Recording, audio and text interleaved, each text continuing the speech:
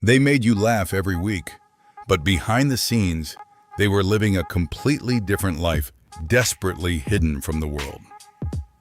Hollywood's golden age of sitcoms was built on wholesome images, perfect families, and squeaky clean reputations. But for some of TV's biggest stars, every smile on camera masked a secret that could have destroyed everything: their career, their marriage, their legacy. These weren't rumors. These were real affairs, real cover-ups, and in some cases, real tragedies that only came to light years later. Today, we're pulling back the curtain on the sitcom legends who lived double lives and the shocking lengths they went to keep it all buried. Dick Sargent. Dick Sargent stepped into one of television's most iconic roles as the second Darren Stevens on Bewitched, but off-screen, he was living an even more exhausting double life. For decades, Sargent navigated a Hollywood industry that would have destroyed his career instantly if the truth about his sexuality had come out. Studios didn't just discourage openness, they weaponized fear. Contracts routinely included morality clauses that could terminate an actor's livelihood overnight, and tabloid reporters hunted for scandal relentlessly. The pressure to conform was suffocating. Gay actors of that era were forced to attend studio-arranged dates, maintain carefully constructed public personas, and live in constant anxiety of exposure. Sargent endured all of this quietly for years, smiling for cameras while carrying a secret that Hollywood deemed unforgivable. It wasn't until 1991, during the height of the AIDS crisis, that Sargent finally came out publicly, a courageous act that came far too late for him to live freely.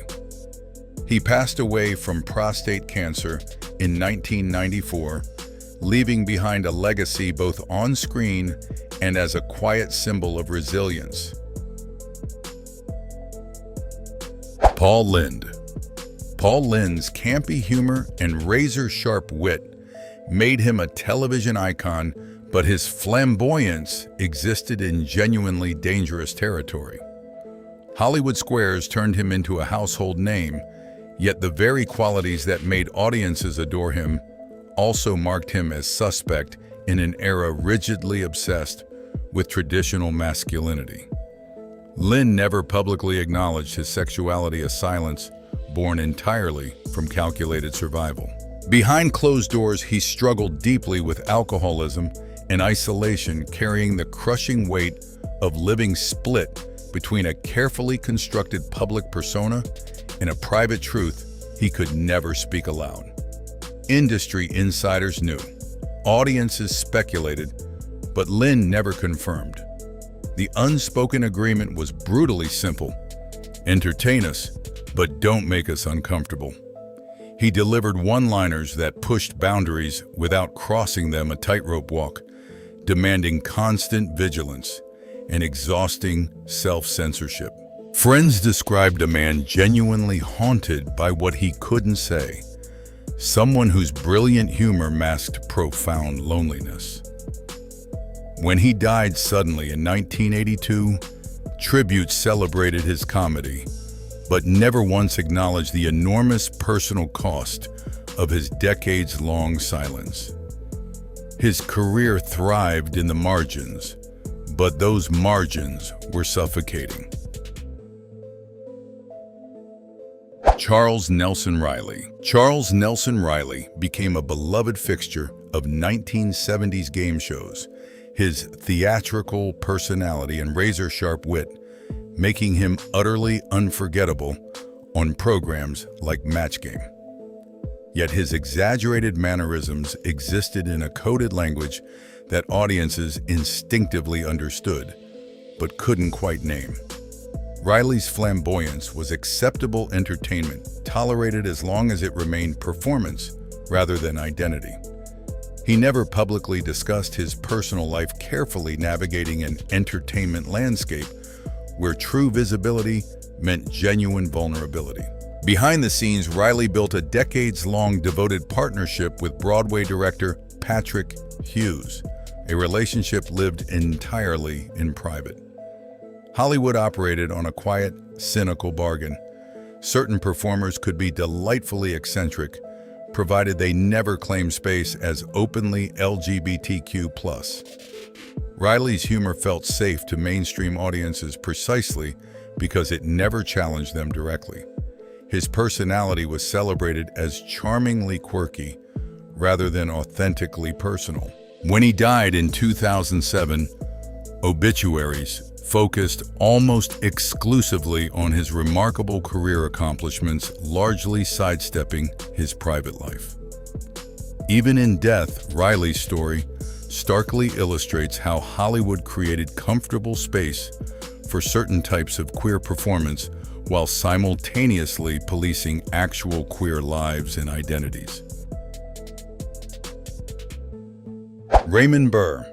Raymond Burr constructed one of Hollywood's most elaborate false narratives, inventing dead wives and children to shield his private life from scrutiny.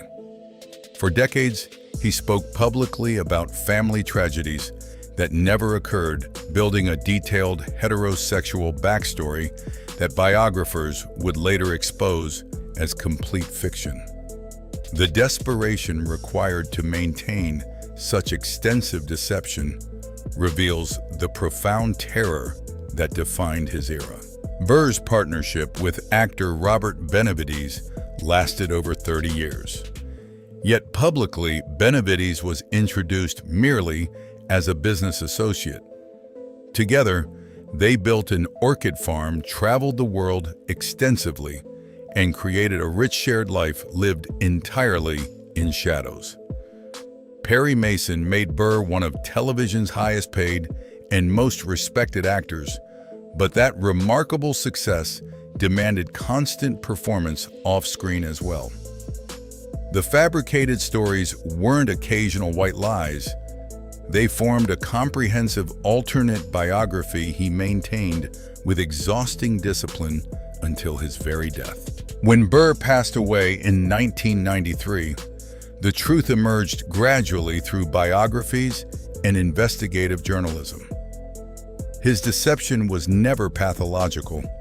It was purely protective, a calculated survival mechanism in an industry that routinely destroyed careers for far less. Rock Hudson. Rock Hudson represented Hollywood's ultimate leading man, the romantic ideal that defined an entire generation of cinema. His transition to television with Macmillan and Wife in the 1970s successfully extended his career well beyond his silver screen peak. Yet behind that carefully constructed image lived a man in constant, exhausting fear of exposure. Hudson's marriage to Phyllis Gates lasted barely 3 years, widely understood as a publicity arrangement deliberately designed to silence persistent rumors. Studio executives orchestrated his entire public persona, arranging dates with actresses and strategically planting flattering stories in fan magazines. His private relationships with men existed in complete secrecy, conducted with extreme caution at every turn. Hudson had watched the McCarthy era destroy lives firsthand, saw colleagues blacklisted overnight, and understood clearly that visibility meant annihilation. When his AIDS diagnosis became public in 1985, it shattered decades of carefully maintained fiction and forced America to simultaneously confront both the disease and his sexuality. His death that same year profoundly transformed public discourse around AIDS, lending mainstream visibility to a crisis the Reagan administration had largely ignored. Hudson's coming out was entirely involuntary, driven by illness rather than personal choice. Yet it catalyzed an unprecedented national conversation that saved countless lives. Cesar Romero. Cesar Romero's portrayal of the Joker in the 1960s Batman series cemented his place in pop culture history, his theatrical and deliciously menacing villain, defining the character for an entire generation. Yet his decades-long bachelor status fueled constant speculation that he navigated with practiced, effortless deflection. Romero attended premieres alongside glamorous actresses, performed the role of the charming Latin lover convincingly, and never once directly addressed the persistent rumors that followed him throughout his career.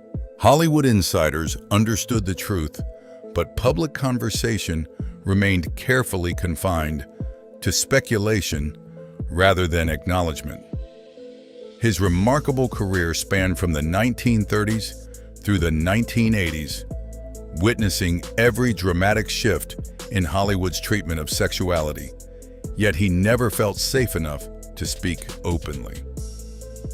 Romero's considerable charm became his armor, his public persona expertly calibrated to suggest warm availability while revealing absolutely nothing personal.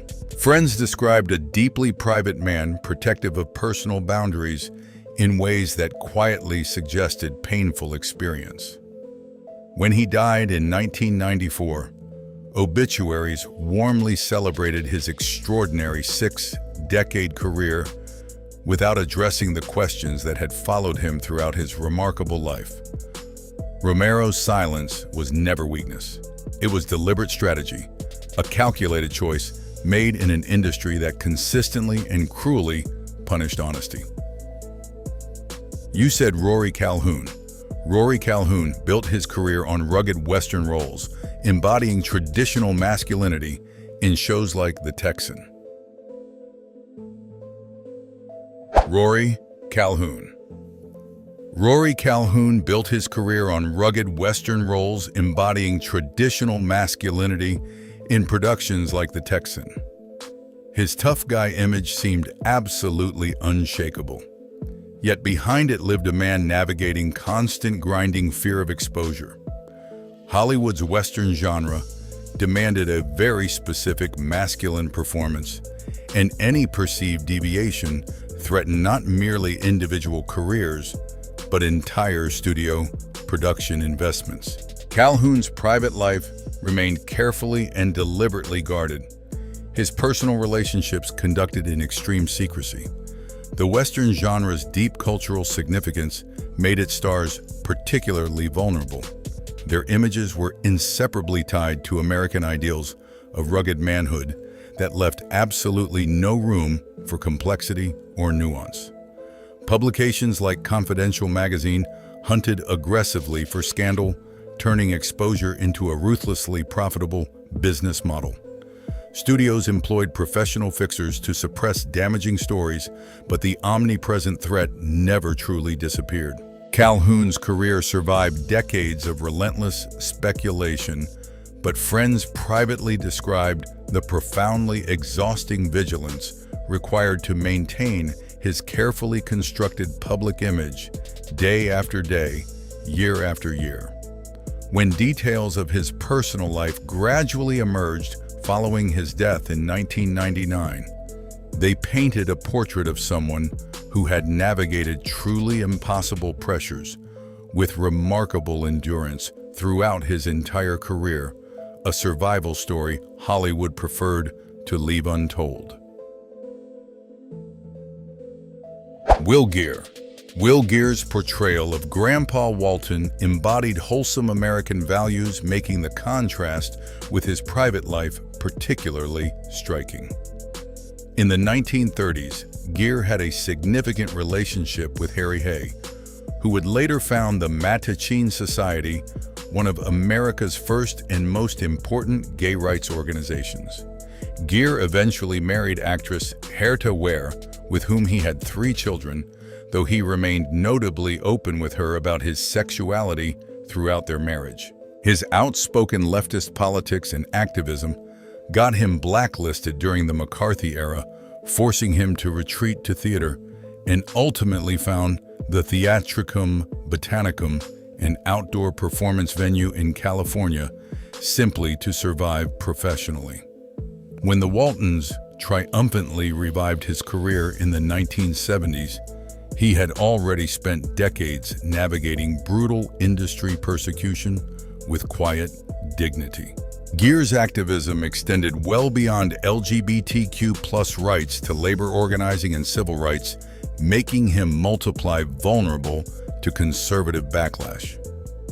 His personal relationships included both men and women throughout his life.